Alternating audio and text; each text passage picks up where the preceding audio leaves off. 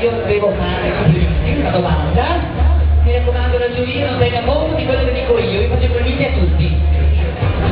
Se tu ti candidassi alle prossime elezioni, quale sarebbe il tuo slogan? Strade più nuove, personaggi più nuovi.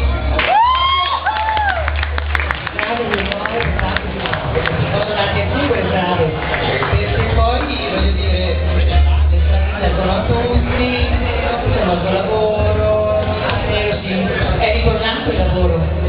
Quando mi hanno detto sì, io non le so niente.